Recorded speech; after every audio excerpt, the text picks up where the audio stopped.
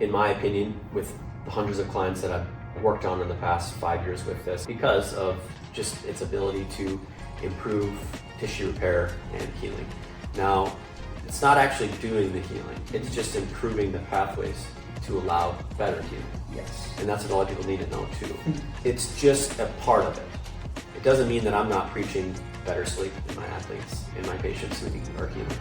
Eating better, but high protein intake during this time. Taking other supplements that improve the healing. Proper physical therapy. To break all that down, really what we see is an anti-inflammatory and tissue remodeling improvement. So you're seeing reduction of pain, quicker healing, faster recovery, and possibly the benefit of improving the gut issues that you have and possibly neural protection. I would say that would be the most confident statements of what BPC can do. So it has a guard protective mechanism. It opens up that highway lanes for more arteries blood flow. It adds more emphasis with nitric oxide to allow more oxygen uptake. Yep. So it's almost a ramp for more cars to get to where it needs to go, but it also has a protective community with that. Yes, you're right. And welcome back, everyone, to the Functional Code. We are excited to bring you guys today a new episode. We are going to be talking about BPC-157.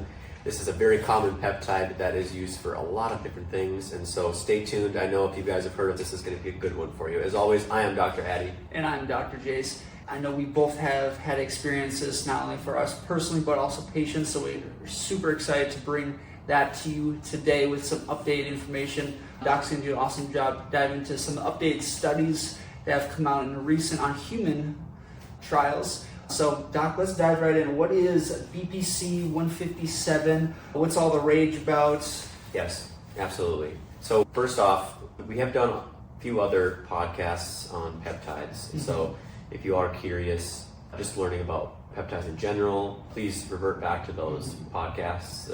We did a good job of going over kind of a lot of the more common ones. I don't know if we did BPC in those, but this is probably the most commonly used peptide in my opinion, and from what I'm seeing as far as patients' understanding of it, my clients, and even if you look at the social media platforms, Reddit, all the threads, even talking to other doctors, you're going to see that this is the one that most people have heard of and most people are comfortable using right away. And it's because that it's such a safe peptide. You really scan the internet for these kinds of peptides, you're going to see it's hard to find any adverse effects. No one is really reporting any adverse effects. I haven't found any.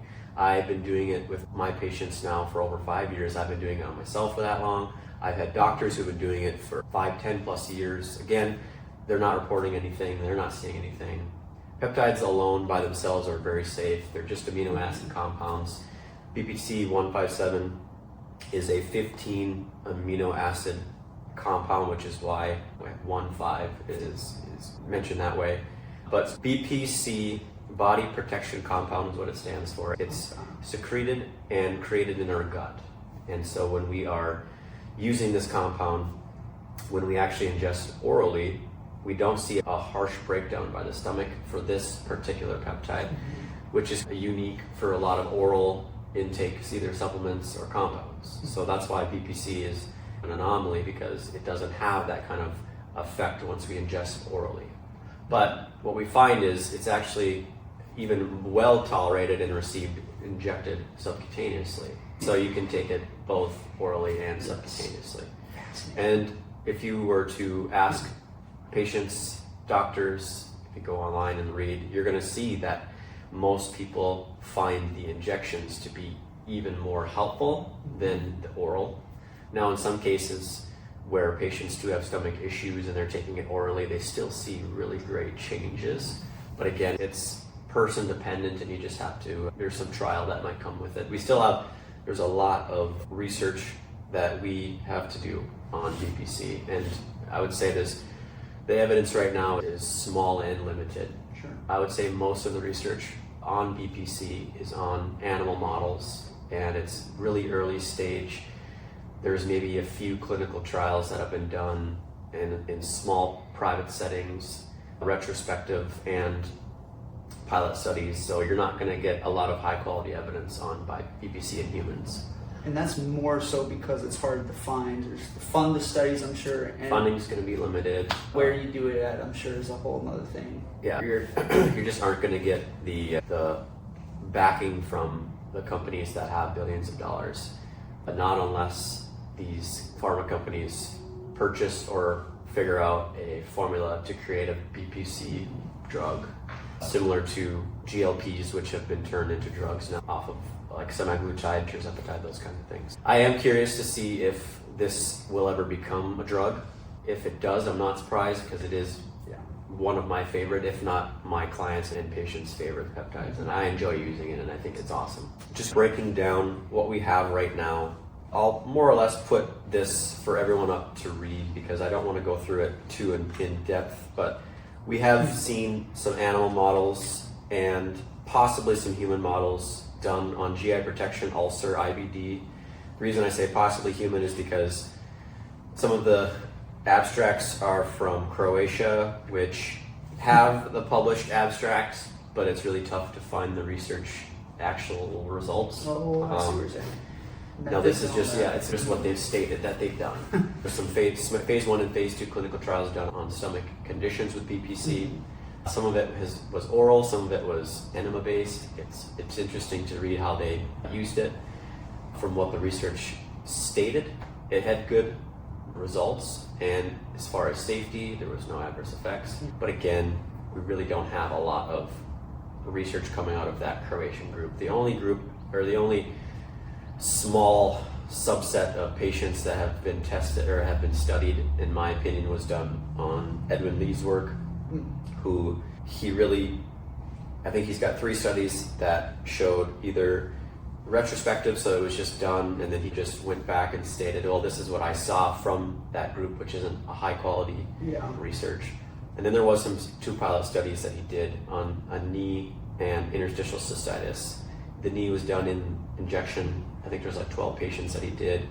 And then interstitial cystitis, he actually did I believe a cannula injection of BPC into the vaginal canal to help with interstitial cystitis. And 14 out of the 16 patients had good results, surprisingly, and quite tremendous results, actually. Especially for a gastric peptide. Yeah. Like I could see something like the ulcers, some of the internal medicine, digestive stuff absolutely improve. But the fact that I can also do more than that and heal other parts of the body. That is what we need to understand. Its ability to impact different parts of the body so effectively, and we still don't quite understand how. That's something that I think once we learn more about, we can really help become more efficient in how to use this peptide too. Yes. But so you'll see it across that right away. You'll see some tendon, ligament, musculoskeletal repair studies, mostly animal. The one was, like I said, was knee, and that was a retrospective, uncontrolled case series on 16 patients. Vascular neurologic, there's animal data showing modulation of nitric oxide and endothelial repair in rats. Systemic healing, cytoprotection on the heart and the liver, and again, animals. So you're seeing some possible neuroprotective components helping to actually improve peripheral nerve repair in some studies too. But again, that's only in rat models. Wow. And then you're seeing, I would say, roughly 4 repeated interactions that BPC is doing. And that's what I kind of want to start today's pod on, which is how does it work? What is it doing? So the first is angiogenesis, which is the formation of new vascular supply. And that's great when we're trying to remodel tissue and endothelial lining, especially when we have injury and need repair. So we're getting better blood flow. It's interacting with VEGF, VEGFR2. We're getting this regulation of these growth factors that help repair that kind of part of the tissue. Not only that, we're seeing nitric oxide modulation. So again, we have the ability to impact nitric oxide, which then causes vasodilation, which again improves blood flow to the area causing. And nitric oxide works on many other pathways too, for a bunch of different positive benefits. But in this part of it, that's really what you're seeing it used for, and understanding how it improves patients when they're recovering, when they're feeling better. You're seeing cytoprotection both seen in the liver, you're seeing it in the brain, and you're sometimes seeing it in the stomach. Okay. I would say if it's going to hit one area, it's more than likely going to hit the stomach just because it is a gastric peptide. But it's biased towards a body part. We really don't know how or when, depending on how you're taking it and the dose and all that stuff. But in those animal models, you have seen oxidative stress markers being reduced, showing better protection against things that can cause damage and hurt repair. So I would say, to break all that down, really what we see an anti-inflammatory and tissue remodeling improvement. So you're seeing reduction of pain, quicker healing, faster recovery, and possibly the benefit of improving the gut issues that you have and possibly neuroprotection. I would say that would be the most confident statements of what BPC can do. So it has a guard protective mechanism. It opens up the highway lanes for more arteries blood flow. It adds more of an emphasis with nitric oxide to allow more oxygen uptake. Yep. So it's almost a ramp for more cars to get to where it needs to go, but it also has a protective healing Yes. with that. Yes. Theoretically. And what's great is it's just an amino acid compound, and amino acids are found naturally in our body. That's how our muscles are created. We make a lot of amino acids into proteins, and then those proteins create muscle cells, muscle fibers. And that's why I think peptides are getting they're looking at them with great intention, because it's causing a lot of improvements in people's lives with not as much side effects. And I think you're going to see BPC as a forefront of peptide research and improvement. So definitely with my favorite peptide, I think that when patients are using it, the first thing that they're taking it is in oral form. They're just buying it off the internet, and most are, I would say, probably using it for either gut symptoms or chronic pain. Yep. There are some doctors who I talk to that use it on every patient who has pain.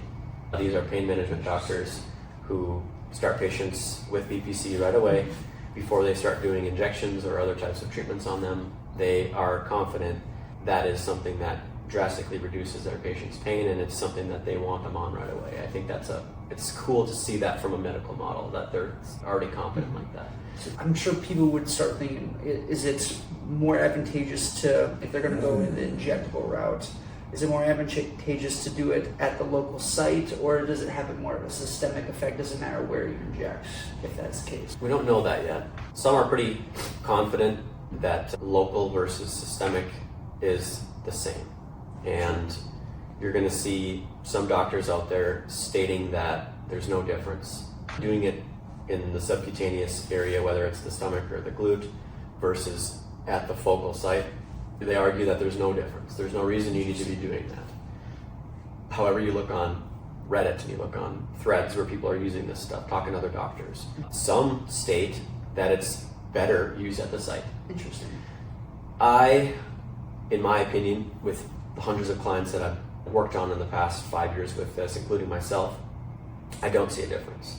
I've had patients do it systemically and get change in multiple areas of their body. So they've had maybe a knee and a hip and a neck, and they'll find that all of it gets better without even having to inject in that area. And then there are some who just wanted to do it at the site and they improve. Now, is it just because that it had a systemic effect and it made a difference, but they wanted to feel more comfortable doing that? My only problem is there are some areas of the body that I wouldn't do injections with. And so that's another thing. You just have to be cautious. Please don't go injecting areas that you have no understanding. If you aren't working with a doctor, I would recommend not even doing this yet. Please don't go online and start trying this for yourself. I know it's easy to get. I know you can buy this very simply. You can go on any research chemical compounding site and buy this and do it yourself. If you really want to, you can. There's YouTube videos that show you how to do it all. My recommendation is please find a medical provider who is doing this experimentally and telling you and giving you the understanding of what to expect. This is still experimental. It's not FDA approved in any part of the world. So there's still there's just still a lot that should go into the preparation of using a compound like this. Now, again, I am sitting up here and stating that this is safe from what I've seen and from the doctors that I've talked to. And so I definitely want you to feel comfortable. But at the end of the day, please just do what's best and work with a medical provider, a clinician who understands, who've used this in the past, makes it easier for you, and can even help you do it in a very safe and effective way. And I know anytime we've used this with patients, at least from my experience, the only symptom I've ever seen was like upset stomach, like gastric distress. Sure. A lot of times, especially if you're taking the oral form, ideally you'd want to take it on an empty stomach to allow for better effects, and the stomach might not be like as accepting, which might be the best way we say it. But especially if their patient already has really bad gut symptoms. Yes. So for sure, absolutely. I would consider that more of a mild symptom. When I state safety, I'm more of the major adverse effects. But as far as mild, yes, I agree. We definitely see some changes in GI symptoms. If it's injectable, the only thing that I see is just some redness at the site. Same. That's about it. But yeah, there was a time where this was a lot easier to get in the United States. This was back in 2017 or 18 when I first started doing it. And then there was like a 3 to 4 year hiatus where they shut all those kinds of labs down in the United States and you weren't able to get it. Wow. And then now come into 2023 or 2024 when a lot of those labs went overseas and developed their labs across the seas. Okay. And now you're able to get those kinds of substances a lot easier via research use. And you're going to see that on the label when you purchase it from the company, and you're going to see that on the website for research use only. What it really means, and there are some even websites that will state this, for animal use only. That's really what some of them will state. I'm sure they're protecting their butt. Yeah. Which also makes sense why it's harder for you to find the place that you did. And again, there are some in the United States that are doing it. I think there's a couple out of Florida, some out of the East Coast. From what I'm seeing, I think they're doing it more under the table and just taking a risk. But you have to understand where it's coming from. If you're going to use a company and they're putting it's called the COA, Certificate of Analysis, and it's showing that they graded the batch that they did on the bulk compound, and they gave you the actual purity rating, which if it's not around 99% or above, that's an issue. It'll tell you the date that they did it. And then there's third-party testing that you can go online and find other people have done. They've purchased it, they've sent it to a third-party testing, they've put those results. There are plenty of those websites that you can go and see where the third-party testing is done on these websites. And again, the ones that are 99% or above are usually put on there so that you can see which ones are healthy, safe, and good for you to use. But I'm not going to make any recommendations of which places to purchase, because I would rather you come to a medical provider and allow them to work with you and guide you that step. So let's say like you're a person trying to set this up, trying to potentially thinking this might be something that could benefit them. Is there certain things that you look for in a physician or a medical provider that you would feel comfortable going with them or diving into this area a little bit more? Yeah, I would say so let's say I didn't have the means to do all this myself, get to this myself, and I needed to rely on a provider. So I'd go in, and the first thing that I would ask is how long they've been using it. I want to know what their experience level is. Right now, there's not a lot of research, so the better providers are the ones that have been using this for a long time, and they've seen certain scenarios, they understand how to dose properly, they understand the ins and outs, and they can tailor it to the patient. And ask them what lab they're getting their product from. Does that product have a COA that you can see? Could they pull up a COA really quickly? I could, my medical providers in my company, I could pull it up right away for you. I could show you where I'm getting that. Do they have third-party testing on the compounds that we're using? Also, ask them if they've ever seen any adverse effects in their patients. How transparent are they with you? Love that. That's really what I want. If you don't feel like they're like, oh, don't worry, everything's good, and they're not comfortable sharing things, or they feel like they're hiding information from you, I would try to find a different provider. I just want someone who's transparent. Yes. You work with my company, we have literally a 2-page, basically, consent that states, in a way, you're incredibly how do I put this? This is so experimental, it's not even funny. And signing this, you're agreeing that this is just completely experimental. It is away from FDA approval. This is just very research-based, very experimental. I'm not guaranteeing anything. I'm not guaranteeing that I'm even going to help you. I'm really just trying to guide you through the option and decision that you're making. I'm telling you about all the other things you could try first. I'm telling you about what other things you could be doing instead of this. I'm really giving what I would feel as a proper guidance before starting a compound like this.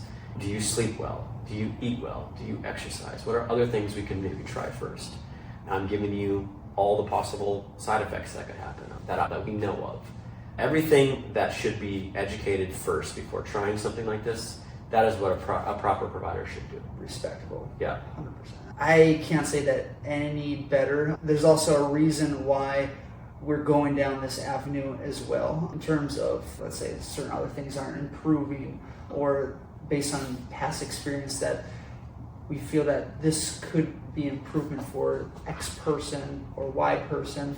So yes, I think it's, for those that are listening, obviously it's part of to cover not only our, but also there's a reason why we're going down this rabbit hole. Yeah, for sure.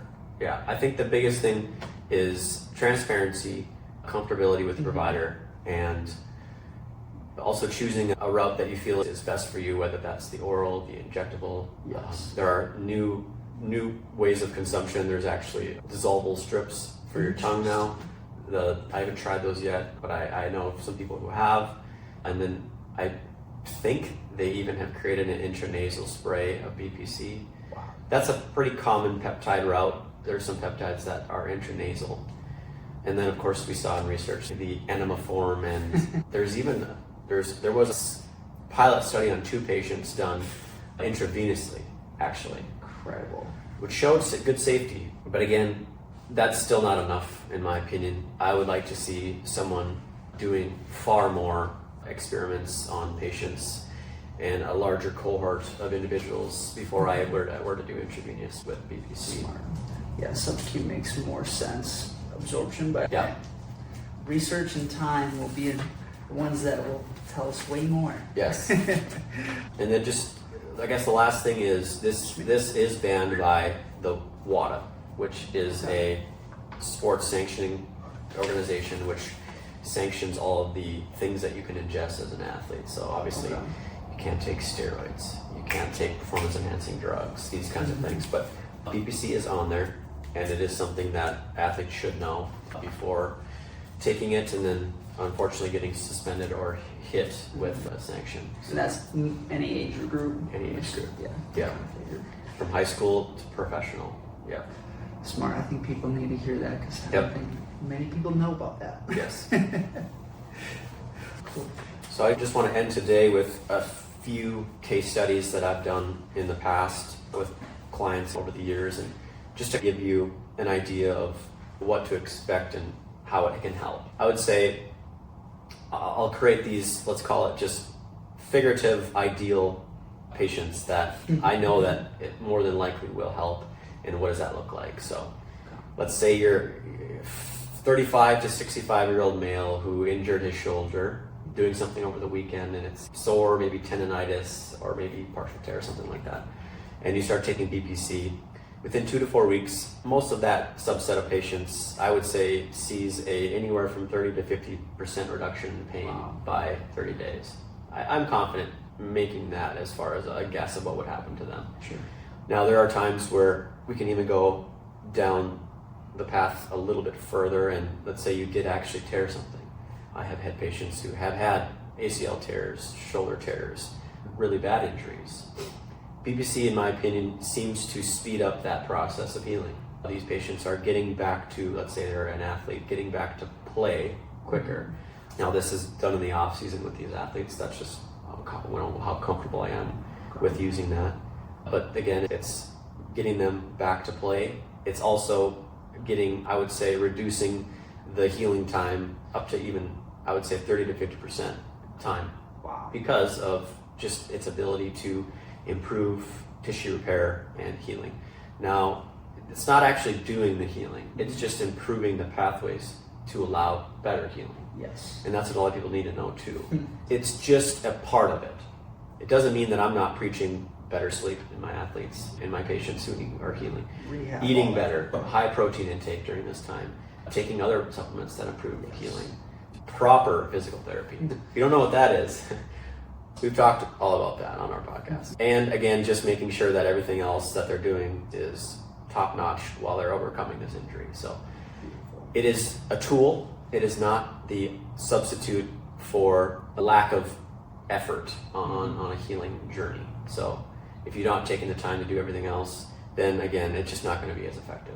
So the peptides, in my opinion, work the best in patients who are taking care of themselves. If I have a healthier person who's been exercising, they're taking care of themselves, it is a breeze, man. Peptides are phenomenal. Now, if you haven't been taking care of yourself, and let's say really obese, you don't sleep well, you don't eat well, you don't exercise, this might take longer. And maybe we aren't going to get the effects right away. We're going to have to maybe take some time and do some other things underlying to help with you. So I would say that's a pretty common kind of subset area that I've seen in practice. The next would be gut patients who have some type of stomach issue. I can't really break down all the symptoms, all the gut issues that I've used it on. Common one would be indigestion after eating, or a lot of bloating, a lot of pain in the stomach. There are patients who have had certain diagnosed conditions, but I don't want to state them because I don't want you to think that's what's going to cure you. I want you to go and get that checked out. But again, these kinds of symptoms, when I'm using it with patients, is reduced really well. A lot of these patients can eat foods they never used to eat without as much pain. They have less stomach pain, they have less bloating. Those are the kinds of things that I see in that subset of patient, which is awesome. And then I have the one-offs, which is just patients that I've been using it for something, but it ended up helping something else. Yes. I had a patient who had horrible jaw pain, and we were treating their musculoskeletal issue, tooth pain, treating their musculoskeletal issue, and their tooth pain actually almost went away, like 100%. Wow. So that was fun to see. There's a couple others I'm trying to think. I've had patients who were being treated for musculoskeletal issues that said that their bowel routine, their bowel kind of schedule, as far as going to the bathroom, improved immensely. Wow. It regulated that. They went from inconsistency to a more regulated, better improvement there, which that was awesome to see. And then lastly, I would say this is a very small subset, they do sleep better. But again, I can't quite attribute it to BPC, but some have stated that on it was the best sleep they ever got. Wow. So I'm not gonna stand up here and say if you sleep poorly, you need to be buying some BPC. Yeah. Please no. There's, in our opinion, way better, more effective, probably quicker ways of getting better sleep. And if you don't know, go to our sleep podcast. Yes. But that is something that has been reported and something I thought I'd mention. Love that. And I know for me personally, anytime I've used it in the past, I've honestly experimented on myself, pushed myself to limits, exercise workout wise. Recovery is twofold. You can tell a difference. I know at the end of my last cycle bout that I used the BPC, I also started adding in larger amounts of creatine as well, just to see how they combined for myself personally. Yeah. And not only mental, brain awareness, energy was there, but I could push myself. I was able to heal quicker. Man, I don't have too much indigestion, gut stuff going on, but just on the tissue healing side of things, it's absolutely noticeable, which thus makes it easier for us to do our job. But yeah. For me, the experience was when I brutally injured my shoulder, and I was out for a good while. I didn't go to the gym for almost a year. When I was doing more consistent PT, that was more intense than the beginning PT that I started. It was difficult for me to push myself and to push past the pain and those kinds of things. So I did a 8-week cycle of BPC, and after those 8 weeks, I was consistently training more intensely 6 times a week in the gym after that. Wow. And I hadn't touched foot in the gym. Wow. For me, I definitely saw a expedited part of that journey of healing. It might have taken me months longer to get to where I had gotten versus taking it in that 8-week period.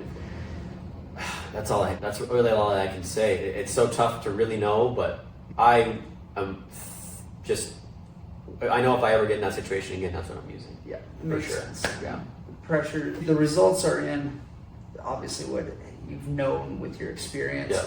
And then during that 8-week time, what were you doing? Like 5 days on, 2 days off or so? Yep. 5 days on, 2 days off. Okay. Dosing is always different per person, so I don't want to get into dosing, but yes.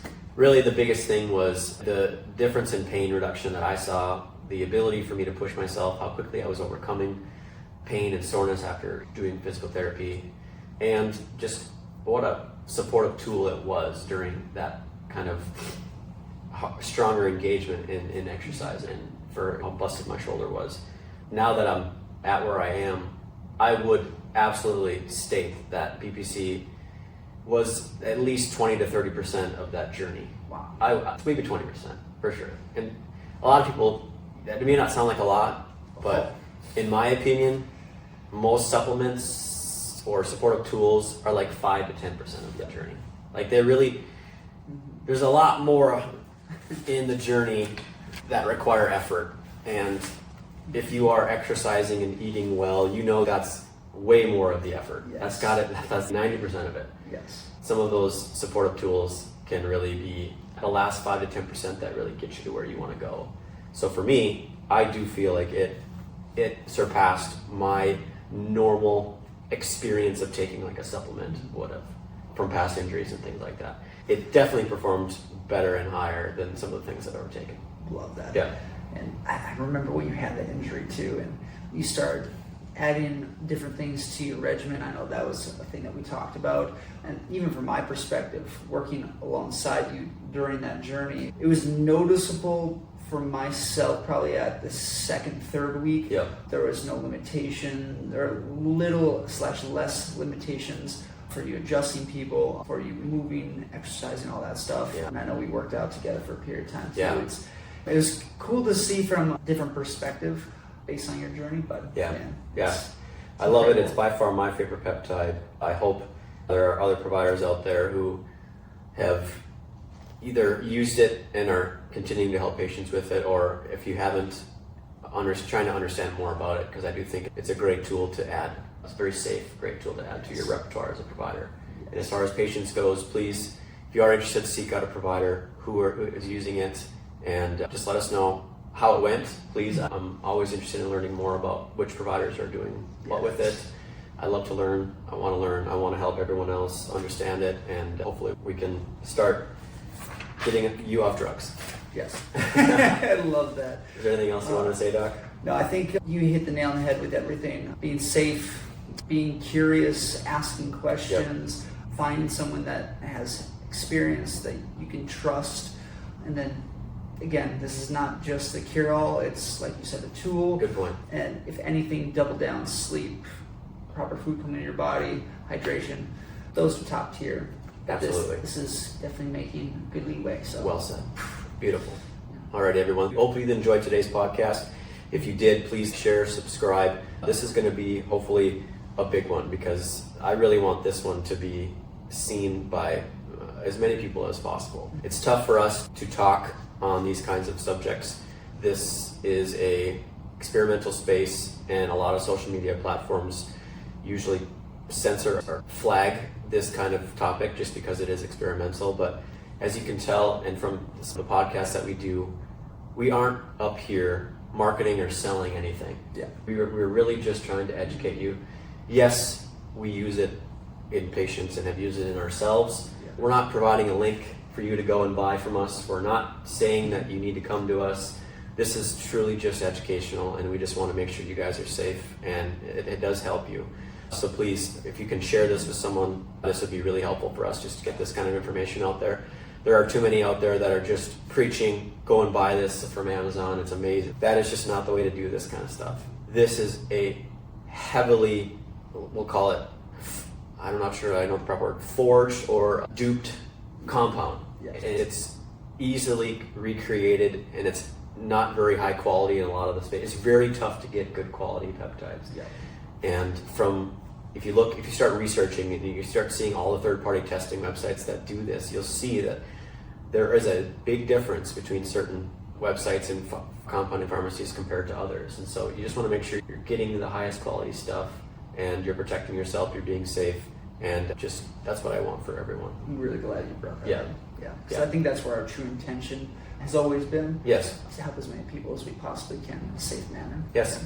Alrighty. As always, you guys have yourself a great rest of your day. Until next time. Woo!